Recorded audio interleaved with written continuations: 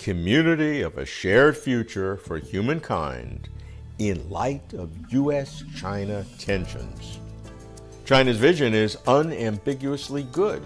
Who could deny the benefits to all human beings of seeing all human beings as a community and envisioning a shared future together? But rationality is not the problem here. The problem, in certain quarters, is that the phrase has come to represent China and interpreted by some as symbolizing China seeking to become a dominant power, perhaps the dominant power in the world, and to impose its ways of governance and control on others. Is the problem irresolvable?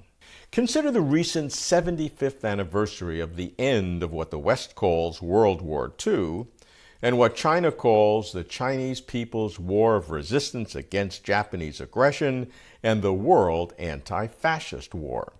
Such reflection is especially relevant today because, sadly, the U.S. and China, the world's two largest economies, have moved from collaborators to competitors, with some on each side now calling the U.S. and China adversaries, a descent into a hostile, perilous zero-sum game.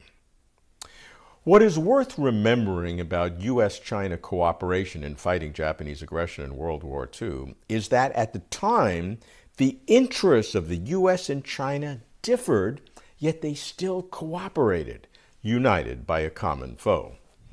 To China, the battle on Chinese soil was existential. Their country invaded, partially occupied, and suffering unspeakable horrors. To the U.S., the battle on Chinese soil was diverting Japanese forces and resources, reducing Japan's capacity to wage war against America and American interests throughout the Pacific theater. What's the solution to U.S.-China conflict today? If common foes are what's needed, the U.S. and China have common foes in abundance. They are not marching soldiers, but they are every bit as dangerous and deadly. Pandemics, climate change, world poverty, world inequalities, terrorism, organized crime, wars and threats of war in numerous locations. In this context, a community of a shared future for humanity can thrive. Consider the impact on world poverty alleviation.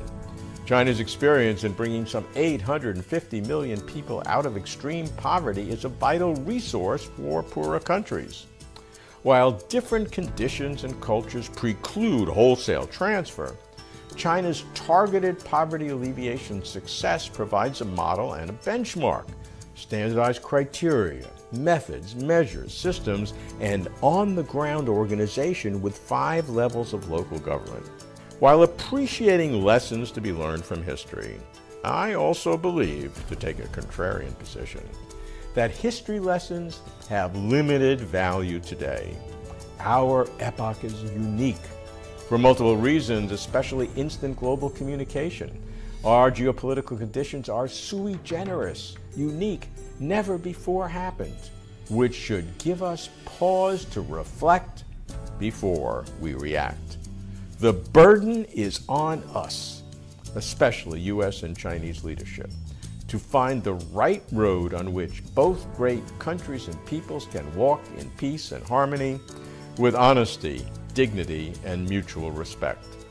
For a community of a shared future to truly work for all humanity, U.S.-China cooperation is a necessary condition. I'm keeping watch. I'm Robert Lawrence Kuhn.